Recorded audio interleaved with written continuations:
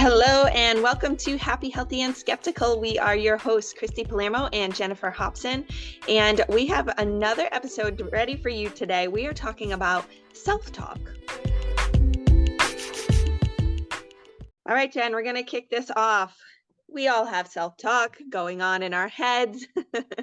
Jen, when would you say, or how often are you aware of your self-talk? And also, how often would you say the negative self-talk derails you? So it's like a two-part question. Okay. So I think they say the people out there, they say on average we have at least, I think it's like 60,000 thoughts a day. I would say I probably have about 60 million thoughts inside my head a day. I spend a lot of time in my head. What and it's not always bad, right? I think it's negative and it's positive at this point, and I think I've spent a lot of time working on creating those thoughts to be in a positive light versus negative.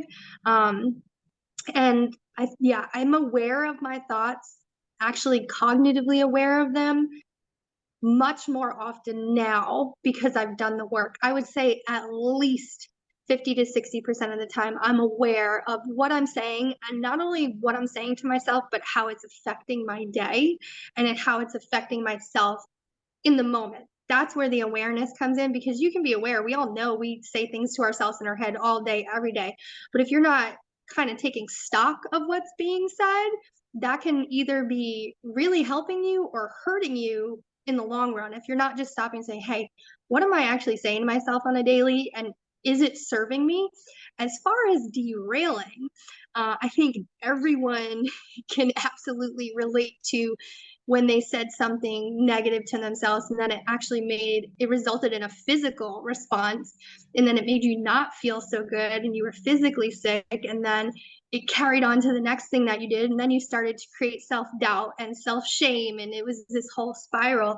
I would say at this moment in time, I don't spend as much time as I did before, even my business, my personal development journey, derailing myself. I still absolutely have negative thoughts that impact me, but what I've been able to do is to really quiet that noise when I'm aware of it, or change the whole narrative. That thought isn't serving me right now, so I need to change how it is I'm talking to myself. Or is that thing that I'm saying to myself even true? Because I think not only do we talk to ourselves a lot, but we lie to ourselves a lot about what is true about ourselves because of the stories we've created about who we are and who people expect us to be. So as far as this, how often am I aware? I'd say at least 50 to 60% of my day, I am aware that I'm talking to myself, and I probably have more thoughts on a regular day than the average bear. I think I talk to myself a lot. I am in my head a lot. Sometimes that serves me, sometimes it doesn't. And as far as derailing, I would say I have worked very hard on not allowing the derail to continuously happen. Is when I acknowledge it, I'm changing it faster, right? I'm turning that sound down and I'm turning something positive up in my head so it doesn't continue to take me off my game or put me in this shame circle where I can't change the narrative. Mm-hmm. Yeah, and I think a lot of those points that you're touching on, I think as you're saying it, I know myself, I'm like, yep, I can agree with a lot of what you're saying. And so I'm sure anybody listening to this might feel the same way because, right, it becomes a spiral. And so if we can learn to turn it down, I love that you use it that way because I know you read this before too, and it reminded me of a book we both read called Soundtracks by John.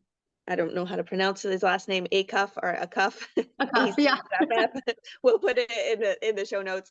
But Soundtracks, I really liked that book because that's exactly what he talks about, is turning down the volume.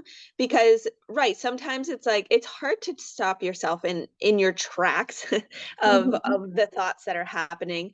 So I think it comes down to doing some outside work so that you're set up and prepped for when you realize the negative self-talk is taking over. But even still, sometimes it's just when you catch yourself, because I've realized recently how much negative self-talk I had. Like I hadn't even realized how much it was affecting me until I made myself be more aware of it, if that makes Mhm. sense. Like it's a Yeah. skill to work on, to be aware of what's happening, because I've been doing personal development for literally like 15 years. I started journaling and stuff back in college, like a long time ago. But and then I would be in a good mood and like get my mindset right, and I'm basically a happy person. But then in my head, I'm like, it's more like getting down on myself for things. So it's more just the negative self-talk on myself and things like how I'm feeling or what I think I'm doing wrong and things like that. And so it's like I'd set myself up, but I wasn't realizing how much the rest of my day was negative self-talk, which in turn affects the actions you take, which affects the rest of your life and the steps you're taking and the things you're going for.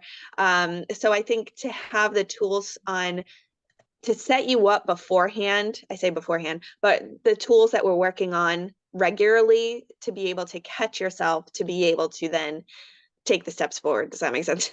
No, it absolutely does. And I think what I caught from what you were saying that really stuck out, right? I spend so much time thinking about the things I'm doing wrong. Why is it so common that we all have that thought and very few of us spend tons and tons of time thinking about all the things that we do right? Right? We go over this world. We're not getting everything wrong. We're doing a lot of good things around here, right? So why are we not acknowledging that as often as we acknowledge the things that we're doing wrong? And if you look at the brain science around it, and I think we've talked about this before when we talked about habits. Well, the things that we say to ourselves, those are also habits. They're habits we've created, those negative stories we've told ourselves over and over again. So we've created those pathways. Like those negative self-talk pathways, they are ingrained in our brain because we've gone over them, we've gone over them, we've gone over them. When you say something or you listen to a jingle 85 times, there's a reason you can just snap it on and you can sing that jingle in your head 25 years from now, right? Because you wore that pathway down. And the part of doing the work of changing the negative self-talk from being so detrimental to having more positive self-talk is we have to create these new neural pathways, and that actually takes work.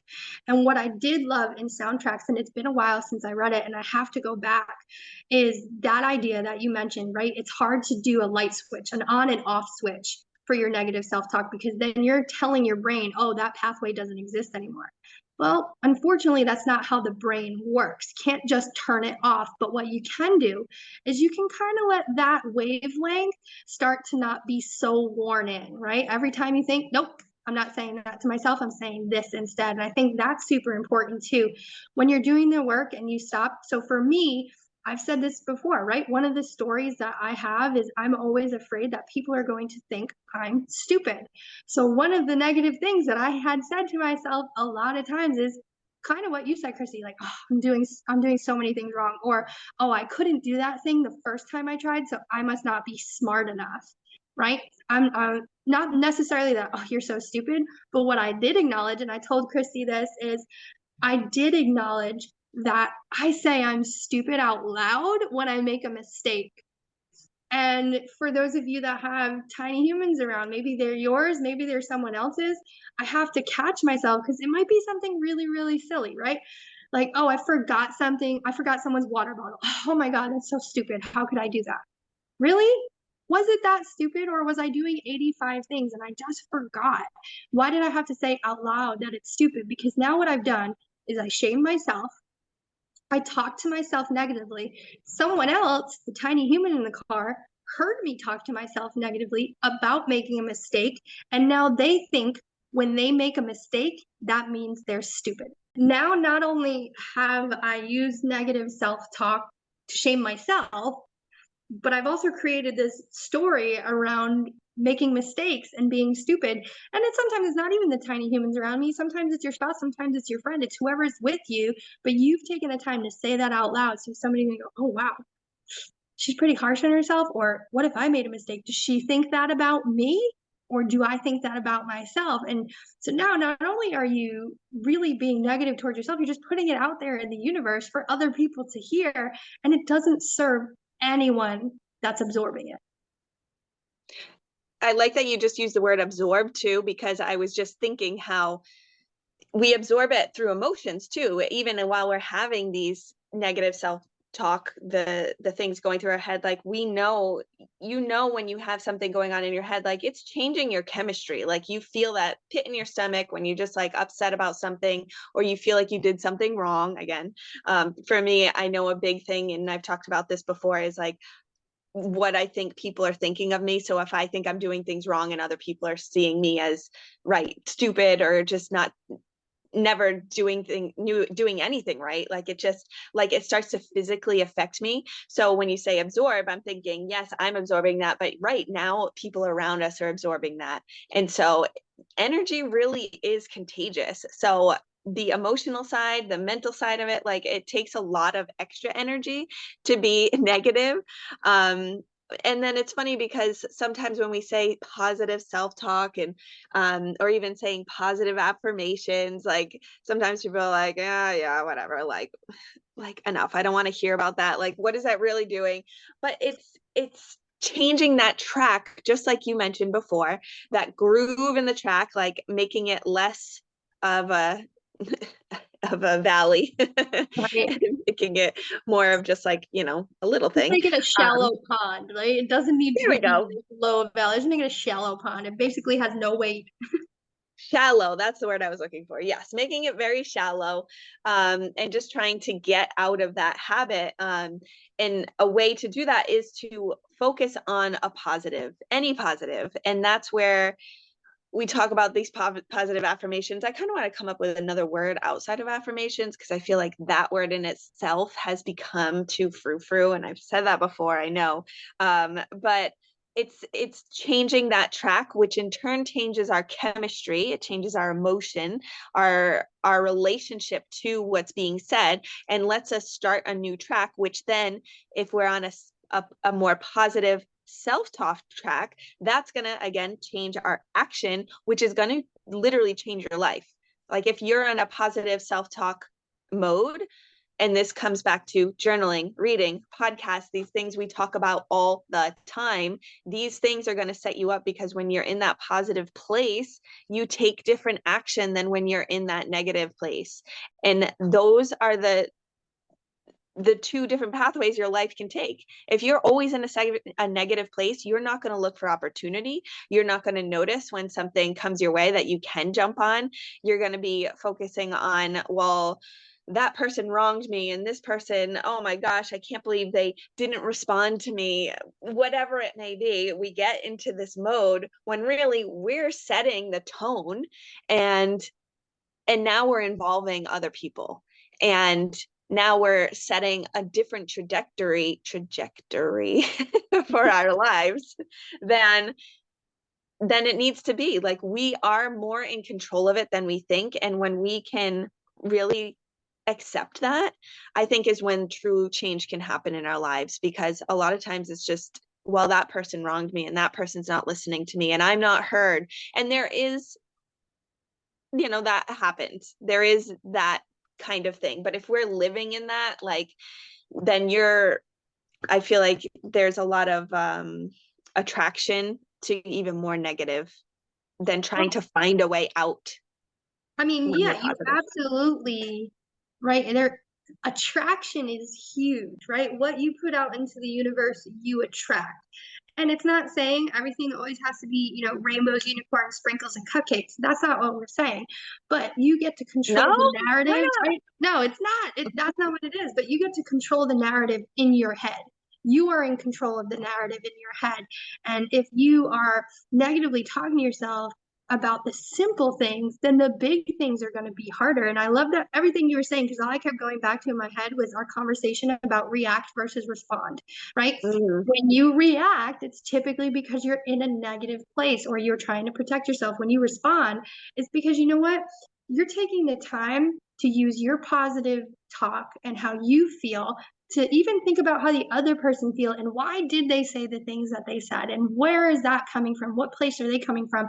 So I think you're more compassionate when you're more compassionate to yourself, right? That then spills over to the people around you, right? If you're compassionate to yourself and you give yourself a little grace, you're more likely to be compassionate and kind to other people in the world. And it is very difficult to be compassionate to yourself because we're the hardest critics. We are the most harsh critics on ourselves. No matter what, you would never say half of the things that you say to yourself to anyone out loud. You would never.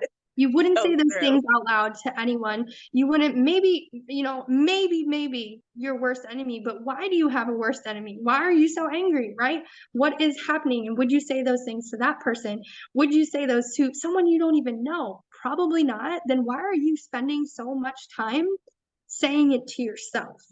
I think that whole kind of idea and visual for me took some time to absorb. Of, dang, I wouldn't say any of this stuff to somebody else. So why am I using my energy to say it to myself? And it definitely brought me back to the react versus respond, why we're in that mindset. And I think I also enjoyed how you said, affirmations are kind of frou-frou. So if affirmations are your jam and you're looking in the mirror and you're speaking to yourself and that leaves you feeling good, go for it. Some of us, we can't always connect to those affirmations. So that is the most important thing. Sometimes maybe it doesn't just have to be verbal. We've done it in the past where we've done power poses. You've never done a power pose and you're feeling really down and you're spending a lot of negative self-talk. All a power poses is standing like you think you're a superhero. However you think a superhero will stand, sometimes it's with your hands on your hips and your chest out and your head held high. Do that for 30 seconds. You're going to be in a more positive, just entire atmosphere. So if you're not ready to speak life into yourself through the mirror, that's okay. Maybe try a power pose. Or I see the really funny ones online and I know people are joking, but they're rapping Missy Elliott and they're like, I look fly, I look good. If that gets you into a good mood, then it's time to change the narrative, because physically being happy, changing your position, moving your body, changing how you talk to yourself, that actually changes the chemistry in your body and the chemistry in your brain. Don't knock it till you try it. It is so true. It might sound a little silly, but it really is. And it takes a second. You just stand up right now, wherever you are. Stand up. I'm going to stand up and do mine. Stand up. And you're just doing your power pose. I have my hands on my hips, my legs spread wide, and I'm like standing up tall, chest open to the sky. And it changes your chemistry. It changes your mood. And then another way to look at affirmations too is I like to do them because for years I would try and I never felt authentic in saying them. And I was like, oh, this just isn't me. I'm not a money magnet. I'm broke as hell. Like, so trying to say, okay, then what are things that I'm doing? Like my affirmations have to be something I'm doing. Okay, every day I am aware of what I'm spending. Like it's more something that you're actually doing each day. I am setting time in my schedule every day to make time to work out, whatever you want it to be. It's like it can be something that you will do and are doing. It doesn't have to be something you're wishing on yourself that you feel like doesn't feel authentic to say. So I feel like talking about affirmations in that way, like I said, I just kind of I would love a different word for affirmations. Anybody got any? Put them Right, let's get the comments. Well, I think that's important, is it doesn't always need to be future based. The things you're connecting with and the positive things you're talking to yourself about can be action based. You know what? I did an awesome job today because I talked to the one person that I said I was going to talk to, and I didn't spend 20 minutes cleaning my desk, right? Whatever it is. Or, you know what? I saw a fucking rainbow today. That made me smile. That's a lot better than going, oh my God, this commute is the worst. Why did I say yes to this job that was 60 miles away? It takes me an hour and a half to get there. All of the things, right? You go down that spiral and inevitably it's always your fault, right? So take the time and try to look for the things that make you happy. Connect with things that change your chemistry, whether it's your power pose, whether it's affirmations, whether it's a dance party. But you need to change your body, move your body, change your mind, speak to yourself in a positive way, because the negative self-talk will legitimately eat away at your soul, right? So many people in this world have illnesses. And again, there are true chronic illnesses out there. Absolutely. They grow in our bodies and we can't figure out why. But you know what? There's also a lot of negative self-talk. And I truly believe out in the world, that is also what contributes to a lot of our illnesses, is the way that we talk to ourselves and the way we criticize ourselves. And if we were a little nicer and a little kinder to ourselves, maybe we would feel a tiny bit better. And I don't know if anybody else out there is like, you're full of shit. Shut up, Jen. I don't know what you're talking about. But I will stand on a podium and say, be a little kinder to yourself because we are all battling something. Mm-hmm. And I'm just giving that a little space there because you just need to let that sink in. Just be a little kinder to yourself and to everyone else. And yeah, I mean, you're saying exactly what you're saying. It is, if it's changing our body chemistry to be negative and our body ends up being in fight or flight mode, the cortisol, the adrenaline, everything, that's, if you live in that state, that's where disruption can breed in your body. So now we're like inviting in more ailments and pains than need to be there. I mean, like Jen said, obviously there are lots of, we don't have to go into that. You all know what I'm saying. But we're creating more than needs to be when we're living in fight or flight. Our body is stressed. And when you're in that stress zone, it's because a lot of the negative talk we're having in our own heads. And I want to kind of deviate a little because it's not just the self-talk on ourselves. Like sometimes we obsess, and I know you all do it because I do it too.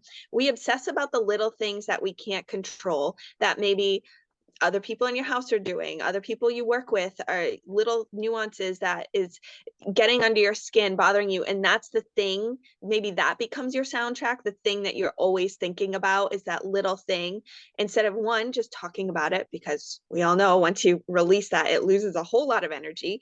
But that might be some of the self-talk that's happening in your head, is the things that you're noticing that you feel like you don't have any control over. And notice when I say feel like, now I'm in an emotion state. So I'm not really being productive about trying to change it because my emotions are running it. So sometimes it's literally just bringing it to light. Say if it is a person that you need to bring something up with, I'll just say lately we have a newborn. So I notice if I get into that mental state, it's because I'm so tired that it's not the other things, it's back to me and what I'm doing right now. And yes, less sleep is just a fact of life right now, but also I can go take a moment and like breathe by myself. Like it doesn't, or fit in a nap somewhere if I can, but controlling when I'm going to bed, things like that. But also something that I remind myself too is, would I rather be right or would I rather be happy? And that also sometimes can just make me step back for a moment and be like, honestly, in this moment, I don't have to be right. Like I'd rather just kind of let it go. There's that space too. And then here's my immediate thought in my brain, but what if being right makes me happy? Just to throw a wrench into your thought process. But then you go back to, is it really about being right? What truly makes me happy? And it's that whole thought of, you know what? Am I willing to let it go to create not just my own positive conversation, like you said before, but a positive atmosphere, right? I don't know about you, but there are strong personalities in my household, me being one of them, my husband being one of them. I know he'll listen to this. And we both know, maybe he's not as aware of it, so I'm gonna say it a little louder for him, that when we walk into a room, our energy that we're giving off changes the atmosphere in a room. So maybe you didn't tell someone you were pissed about the thing that they did this morning. However, you didn't need to tell them because literally that energy when you walked into the room radiated off of you and they, again, absorbed it. It goes back to that absorption. You can absolutely absorb someone's energy. That's why concerts are amazing. 100%. Yes. In-person concerts are amazing. Events where people are there are amazing, right? We give off physical energy. So it's not just the words that we say to ourselves and out loud, but it's also that physical energy we're putting off. I have been known by many to have resting bitch face. I have worked on it a lot in my life, but I have to be aware that this face of mine gives you a certain message. And I know many of you are going, yeah, that's me. That's me. And sometimes it is completely unconscious and sometimes it's not. So when it isn't, and I am aware of it, I try to change it. Because it's not fair for someone else to absorb my negative energy because I feel some type of way. And I'm Chrissy's nodding. laughing. You She can't see never me, had but no bitch face. She's like the happiest person I've ever met. I think I can get that face though, Yeah, on because the things. It's usually when I'm in that negative self-talk or negative just mode of the things Mhm. that are ruminating in my head until I address it in some way. And sometimes it's writing it down, sometimes it's speaking it out loud, even if it's to myself. Just speaking it out loud makes it lose power, really. I So I love think, that. yeah, Makes it so I lose think power. the base of this is just for us all to recognize that we have so much more control than we think. So much more. Like where we lie, our state of mind throughout the day can make or break your day. It can make or break a moment. It can make or break a conversation. And it all, it can, so much of it can start with us. So I think these different things we've been talking about, journaling, speaking out loud, addressing things with somebody else if it needs to happen, letting the power go of the negative side of things, noticing. I challenge you to notice yourself 3 times today having self-talk. Maybe some of it will be positive and you're like, oh, I just caught myself having something good. But more times than not, I think we all have negative self-talk, and that is a thing and a problem for a lot of us. So I want you to notice 3 times, and I'm going to do it too, is to catch myself. And if it is a negative thought, then to make yourself just flip a switch in that moment and think of something you're grateful for. Anything. There are, and I don't care who you are or where you're at, you have one thing to be grateful for in your life. And that can start to shift things for you. And then something else I want to remind you of is that book Soundtracks. Again, it's just a great one for all of this, what we're talking about. So many books that we both love and keep sharing on this podcast, but I think this one really resonates with our conversation today is Soundtracks by John Acuff, as Jen said. Yes, Acuff. Mhm. And I love that you said as we're wrapping up that you used the word grateful. I'm here to tell you, you can't actually be angry and grateful at the same time. Your Try it. brain actually can't acknowledge both at the same time. So spending more time on gratitude will also help quiet that negative self-talk. Turn up the gratitude, turn down the negative.